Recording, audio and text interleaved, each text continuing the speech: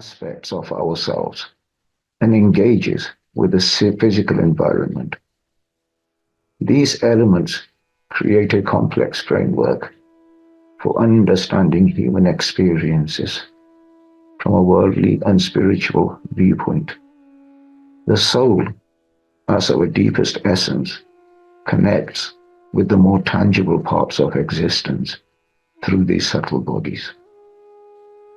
The relationship between these layers is key to realizing the unity of Atma and the Paramatma, the universal life force. Just as the eye of a tornado remains calm amidst the chaos surrounding it, the soul serves as the core of our being, a place of inner peace and stability. In the turbulence of life, whether it be stress, challenges, or changes, realizing our connection with our Atma, our soul, provides stillness. Sadly, in absence of this understanding, many are caught in the chaos of the mind and have lost sight of their soul. So how does this happen? In the womb, the soul, which is also referred to as a Jiva Atma, was deeply connected with a higher power, a universal life force. However, as the soul embarked on the painful journey of birth, this connection was severed, and the influence of Maya, the deceptive force, shrouded the soul in a veil of forgetfulness. What was intended to be a harmonious trinity of body, mind, and soul transmuted into an unharmonious relationship of body, mind, and ego. The complexities of contemporary life often ensnare our thoughts, leading us away from our spiritual goals. The constant clamor and hectic pace of modern existence, packed with distractions and responsibilities, hinder our journey towards self-reflection and a deeper connection with the divine. The circles we inhabit and the cultural constructs that shape our beliefs often confine our perception of the divine and impede our capacity to embrace true happiness. In a society fixated on speed and material possessions, where individualism reigns supreme and instant gratification is the norm, our spiritual essence is diminished, leaving an unsettling void of emptiness and doubt in its wake. On the ocean's surface lies the activity of the tides, waves, and ripples, while beneath lies a profound stillness. Similarly, the mind can be likened to the ripples, waves, and tides on the surface of the stillness of pure consciousness, with ignorance causing it to perceive itself as a separate entity known as the false ego. The mind acts as a lens through which we perceive the world, and these perceptions give rise to thoughts and emotions. Thoughts and emotions lead to desires and actions, and they all manifest within the consciousness, the Surti, and reflect in the physical world. When the mind is influenced by Samvit, Seva, and the Shat, its illusions begin to fade away. Thoughts become pure, and actions become pleasing to the divine. Deep within each individual lies a profound longing, a yearning for spiritual fulfillment, a yearning for connection to the divine source. Embracing the wisdom of the pious masters, Those blessed individuals with rich experiences and insight can provide spiritual searchers with a clear framework for their journey. These teachings act as a guiding map, helping spiritual practitioners navigate through uncertainty and concentration and their efforts on a unified goal. By dedicating themselves to consistent practice with unwavering focus and adhering to these timeless established principles of Sangat, Seva, and Simran, individuals can cultivate a more balanced and tranquil heart, paving the way beyond the chaos of Maya towards a deeper comprehension in their lives.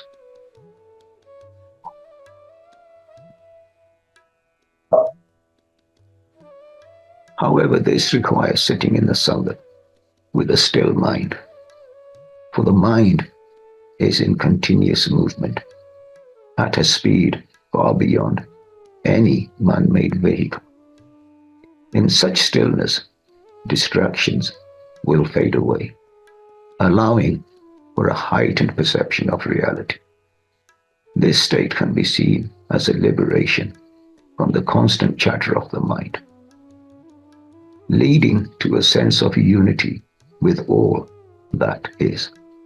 It is often in these moments of deep silence that individuals find clarity, insight, and a connection to something greater than themselves, and reach a deeper state of awareness. Each person's journey towards this stillness may vary, but the essence remains the same: a return to the center, a reunion with the fundamental nature of being. It's a reminder that in the midst of chaos, tranquility always was accessible, simply waiting to be discovered within. Let us grasp the concept of Sangat, Seva, and Simran. These pave way for Gyan, which in turn fosters Vivek Buddhi, ultimately leading to Vairag.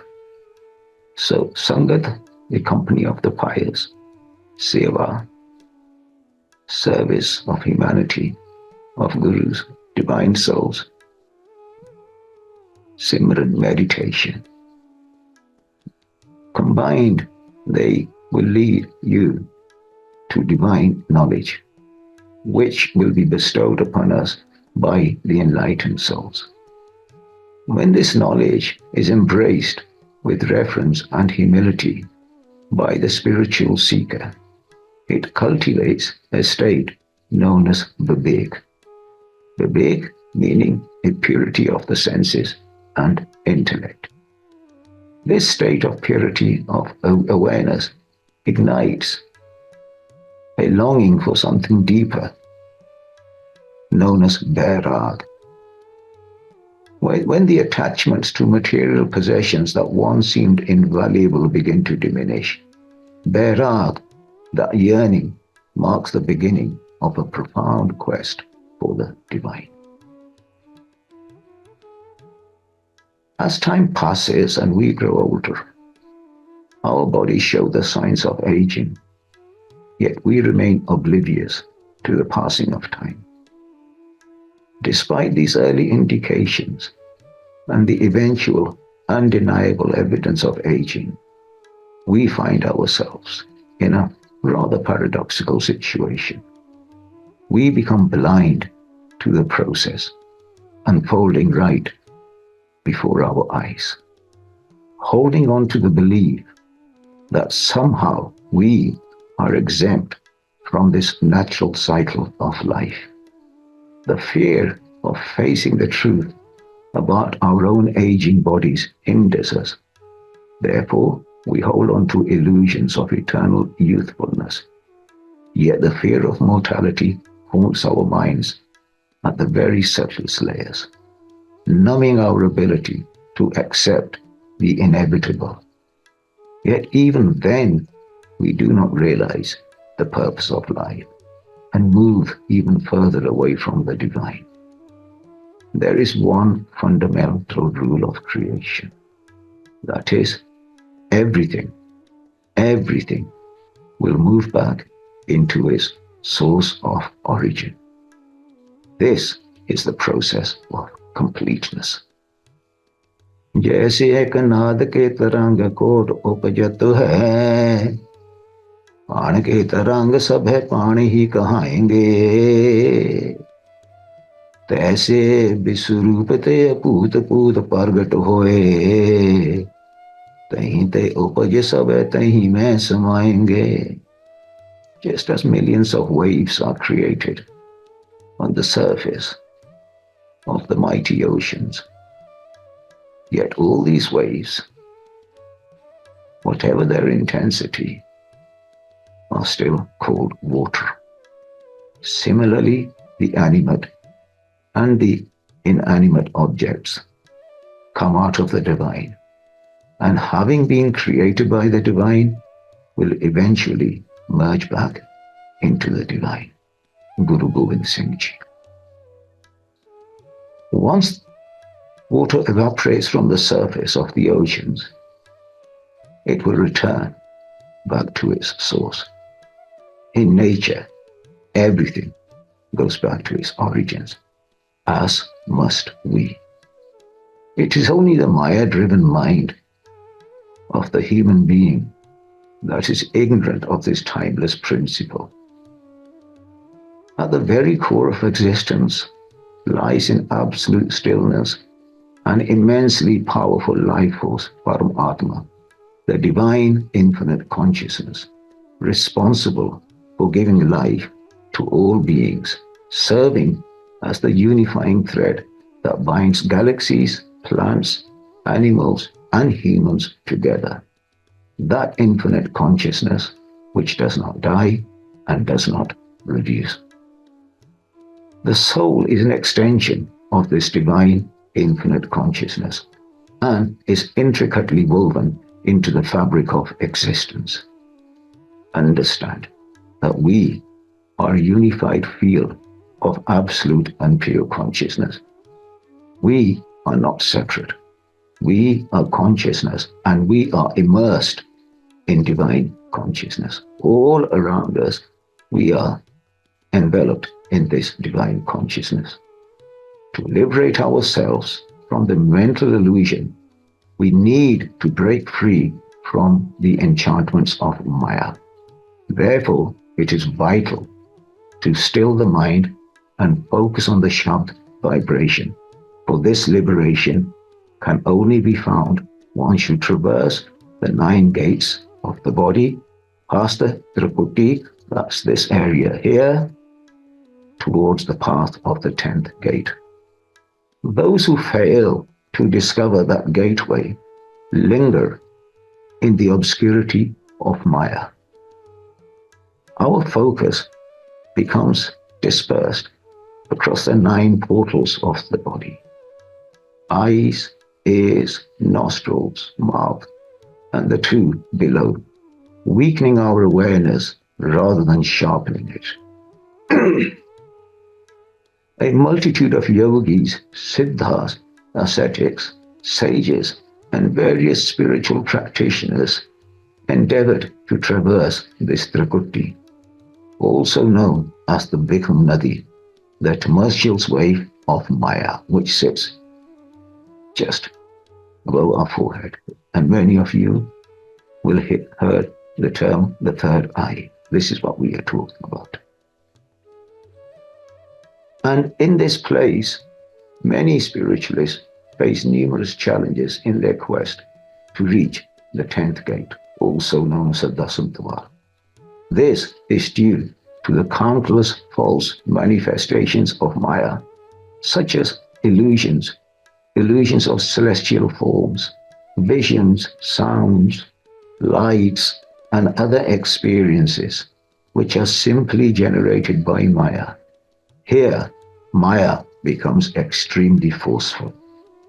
Only a fortunate few, blessed by the divine, and guided by authentic masters while remaining attuned to the Nam Shabd can successfully navigate these deceptive waters to access the 10th gate, the Dasam Dwar.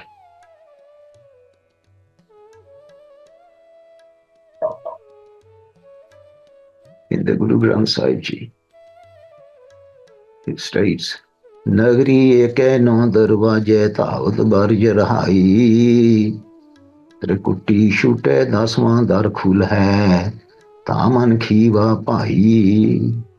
The body has 9 openings, 2 eyes, 2 ears, 2 nostrils, 1 mouth, and 2 below.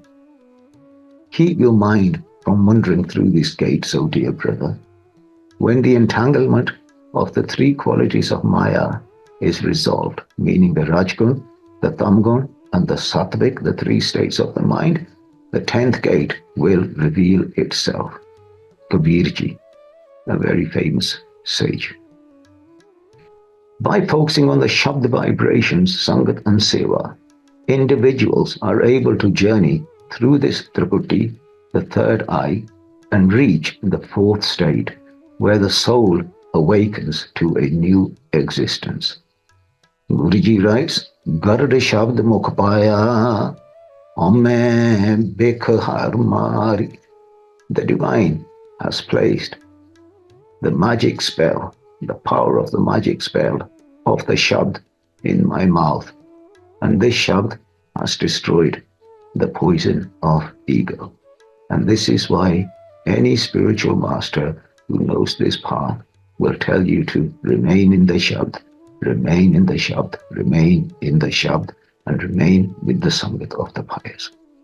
The Trikuti, or the 3rd eye, is a significant point located at the convergence point behind the eyes, where the 3 energy channels of Ida, Pingala, and Sukhmana intersect.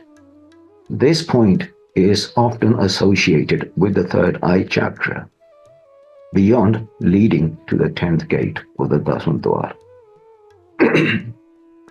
Maintaining a balance between the energies of the Ida and Pingala is crucial. Ida and Pingala, Sukhmana goes right in the middle, as they are entirely vulnerable to the external influences. Any external stimulus can disrupt the flow of energy, leading to instability in our thoughts and a sense of duality within ourselves. When these energies are in equilibrium, life will be more harmonious and stable. Here, Sangaji, another thing you need to understand. When a pious soul tells you to stay in the company of the pious, what you will experience is a stability of the energy flow in the Ida and the Pingala. Not because it's your doing, it's simply responding to the energy of the pious master sitting in front of you. Because this area is very responsive.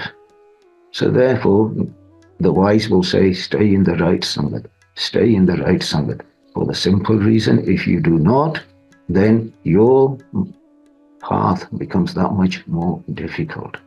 Sangat can destabilize this energy flow. Sangat indeed can also create a beautiful flow in the Ida and Pingala. And understand, only when these 2 are balanced will your Sukhmana open. It's that which goes from your root all the way to your crown chakra, to the Dasam Dwar. So it's important, very, very important, to stay in the company of the pious, to keep away from those people who will add to the disruption of the flow of energy in these 2 regions. In the East, there are 2 distinct philosophies. One is centered on the irrational thoughts born from the Maya-polluted intellect of the mind, and the other on the irrational emotions of the heart born from the misunderstanding of nature.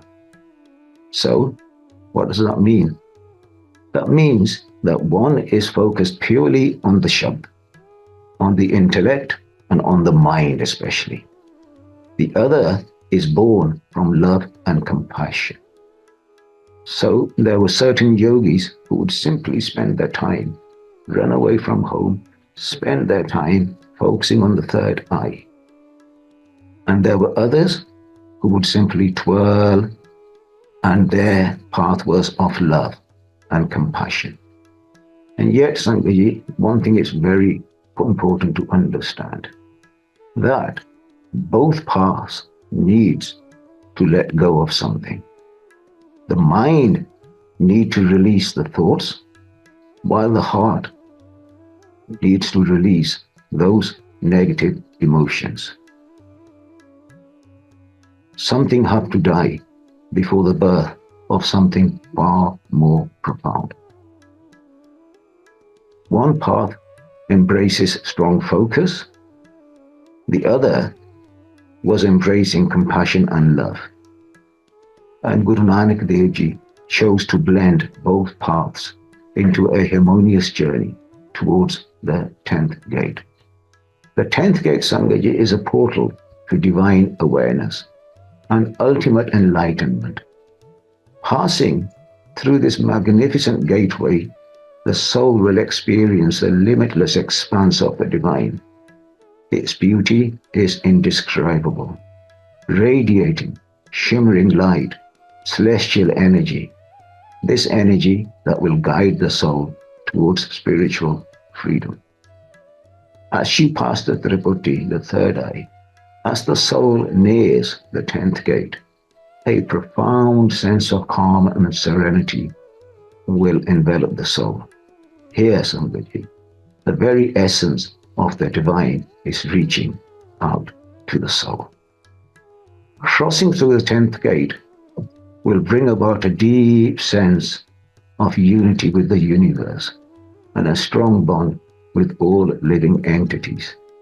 It is a realm filled with pure love and joy, where earthly concerns and attachments dissolve, leading only a state of profound bliss and transcendence.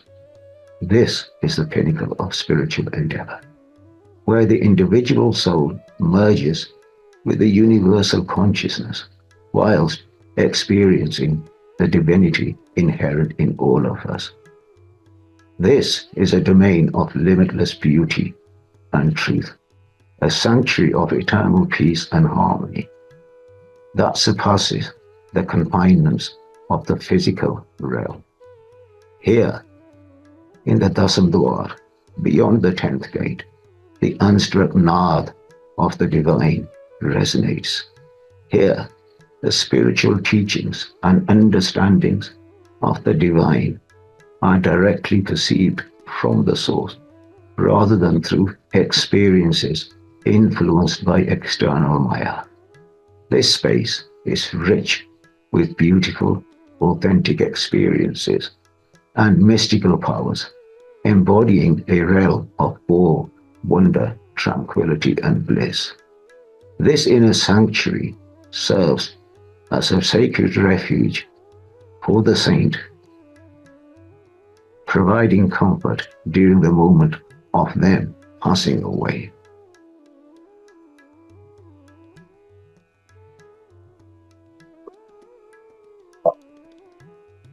Individuals who dedicate themselves to the Shabd, participate in community gatherings, and seek guidance and blessings from virtuous teachers, while wholeheartedly engaging in selfless service, driven by love and surrender, free from attachments to desires or rewards or expectations, will experience through divine grace success in their spiritual journey towards the 10th gate. The essence lies in embodying love, humility, divine values, enlightenment, thoughts, actions, forgiveness, Shabd, Sangat, Seva, and other divine values, while steering clear of judgments, greed, anger, lust, attachment, amongst other Maya-induced thoughts and feelings. When these divine values are genuinely integrated into our lives, true success naturally unfolds. Again, with the support of the divine. Such exceptional souls who have achieved this sublime state are known as Jivan Mukht, for they have merged with the infinite divine consciousness while still residing in the physical realm. Through this journey, they cultivate a deeper sense of peace and acceptance, preparing for the inevitable transition of merging. These individuals embody the timeless principle of divine unification. Again, I stress, it is vital to stay in the company of the blessed souls. However, Maya has a way of luring us into forgetfulness, diverting our attention from our true divine essence and trapping us in the cycle of birth and death. It can deceive us with temporary pleasures and attachments that only lead to suffering and discontent. Though these worldly distractions can create a false sense of security, causing us to lose sight of our higher purpose and the eternal truth of our existence.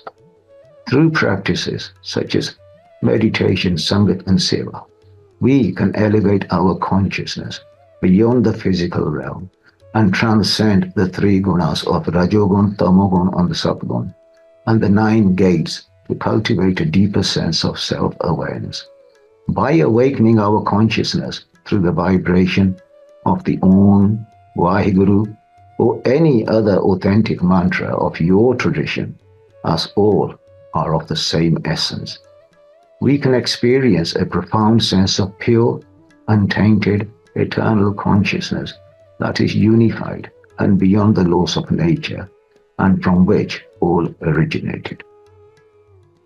It is crucial to remember that we are simply not just mortals. We are a remarkable expression of the divine. By recognizing our unity with the ultimate source, we can appreciate the interconnectedness of all living beings and develop a deep empathy and respect for the divine essence present in every form of creation. By shifting our perspective from a self-centered existence to recognizing the beauty and significance of every being, we can foster a sense of reverence and appreciation for the inherent divinity within ourselves and others. Once there was a Zen monk who lived in a simple life of meditation and serving others. One night he was disturbed by a noise and was startled to see a robber who had broken into his home.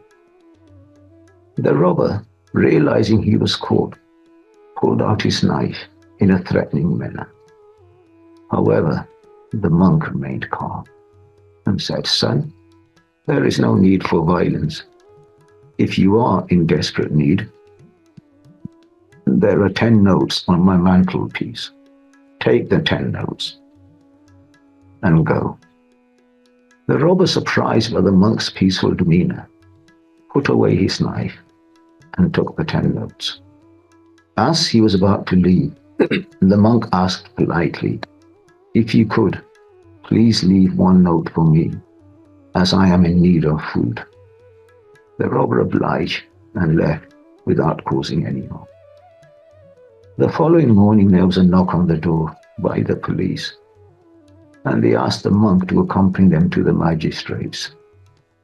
To his surprise, the robber from the night before was standing there, accused of robbery. The magistrate asked the monk if this person had stolen from him, and the monk replied, "No, he did not steal. He came, and I willingly gave him the notes. I even asked for 1 back, which he returned without hesitation." The robber was taken back by the monk's compassion, and due to the monk's testimony, the robber was set free.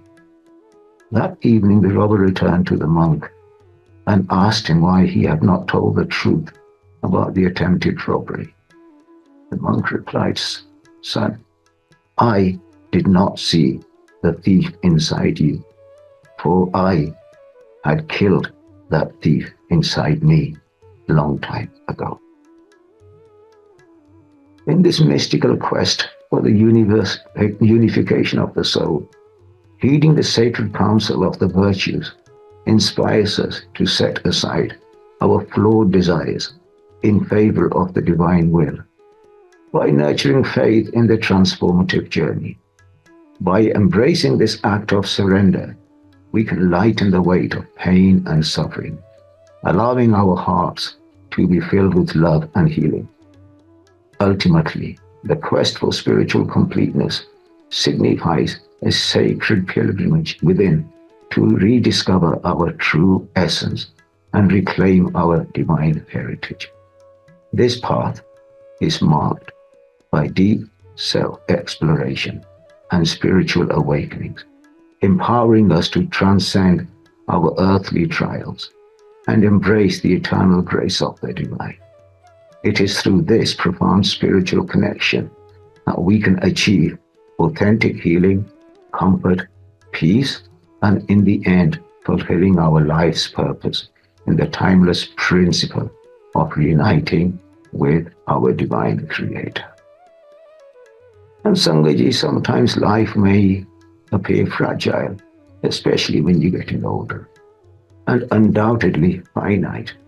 Yet it also serves as a canvas for our spiritual dreams and aspirations. Rather than fixating on its brevity, let us honor its existence. Let us treasure the relationships we forge, the experiences we encounter, and the memories we create.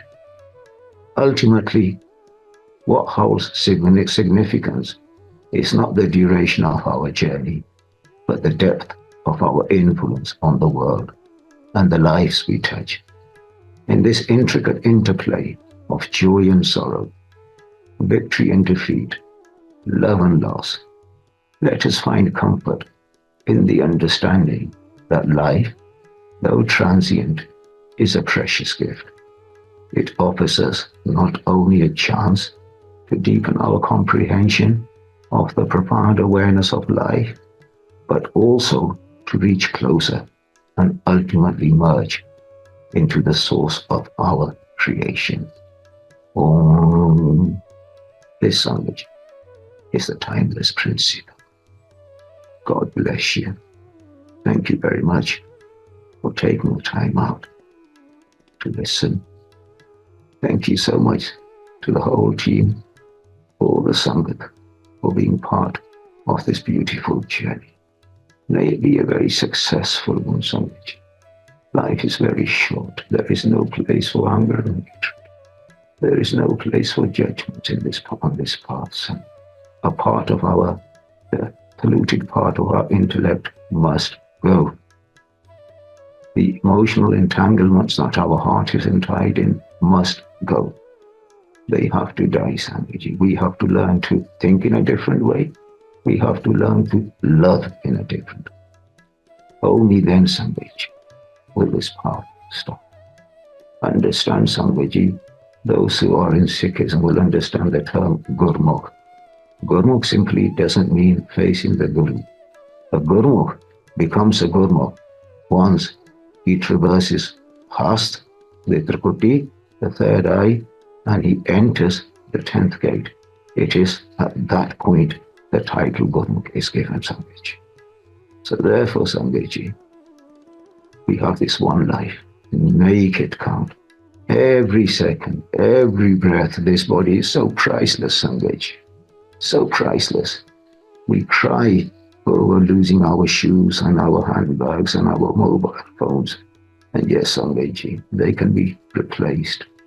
But this body, we create so much stress in this body through our unbalanced energies. Therefore, find that Sangat which is going to make sure that your energy remain balanced. And Sangaji, value every breath. But in the end, understand one thing. All your properties, all your money is not going to cry for you. You will cry for missed opportunities. You will cry because you had so much potential to do something so beautiful, but you listened to the polluted flow of your mind. So therefore, somebody, stay in beautiful Sangha and make this life count. Shine, smile, remain like this flower that gives its fragrance without any conditions. God bless you, Sangha ji. Waheguru ji ka khalsa, Waheguru ji ki fateh.